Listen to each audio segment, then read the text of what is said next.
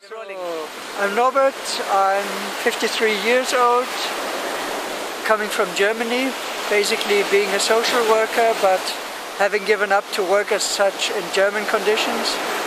There were points I found too boring and too annoying. And so in the German system I'm on early retirement since 12 years, which gave me the freedom to have been volunteering and working with the disabled in Kenya, Uganda, Rwanda as a volunteer, and that was a great experience, also widening my perspective on the world and on life.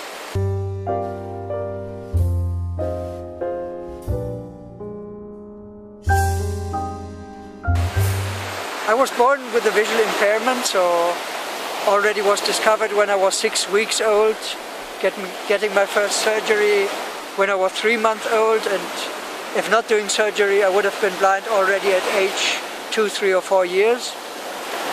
So basically I had limited eyesight, like 5%, which means I could read and write, but I had to take a paper like this, almost touching the paper with the nose, and for some distance, which already meant for 80 centimeters and more, I needed like a telescope to see.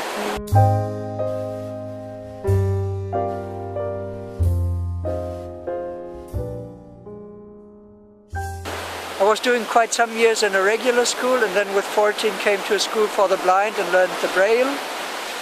I did my studies of social work in Germany, was working in that line, and as I said, after some 15 years of working, came to the point of giving up about it and just was frustrated about German working conditions.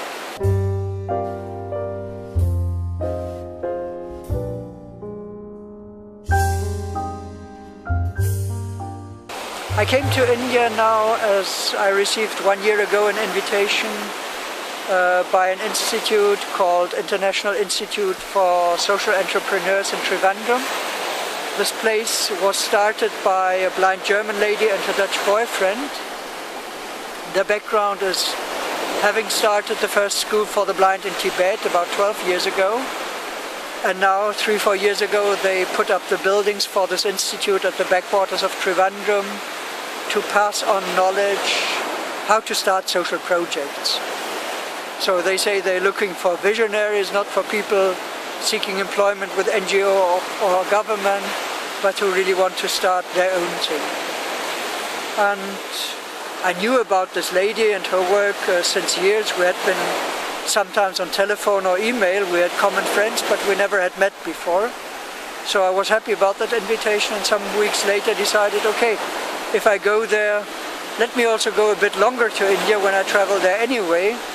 And so after some point I also came on the idea of going to Auroville, having heard and read a bit of it on the internet, and then said, oh well, I do not need, if I really like it, but from what I read on the internet, at least I know it sounds exciting enough to get it to know and to get my own impression about it. Yeah, and that's how I traveled to India in November, spent 7 weeks with the mainly blind participants in that institute in Trivandrum. People from Mongolia, China, Tibet, Nepal, Pakistan, India, half of the participants from all over Africa. So this was a great experience, 28 people from 18 countries. And then about Christmas I came to Auroville. And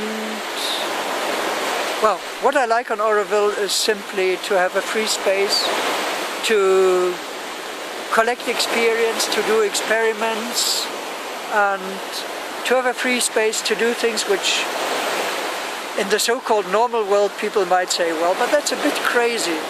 But maybe the interesting people in life, they are a bit crazy. So at least I don't feel bad if somebody calls me a bit crazy. I say, yes, you got it, I am.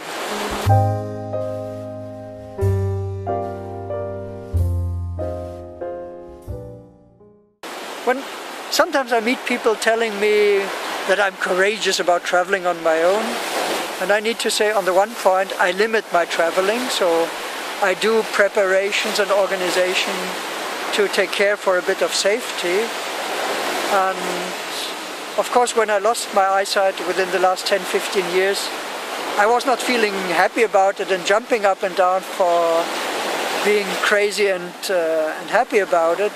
But basically, I had like decision making to decide about the alternatives, either making the best out of it, or going into depression, or going into drugs or alcohol or whatever, or simply taking a gun and shoot at myself. So I try to make the best out of it, which of course does not mean that there are not phases of depression in between, or being sadness and knowing, well, when dancing in a big group, of course it would be fine to see also the other people moving around and look at faces and bodies, and of course I'm also missing those things, but I have to make the best out of it. Otherwise, if I'm frustrating myself, I also will frustrate others. If I want to meet friendly people, I cannot only can show to be rude and rough to others. So if I want friendliness, I also need to put seedlings of happiness in the ground.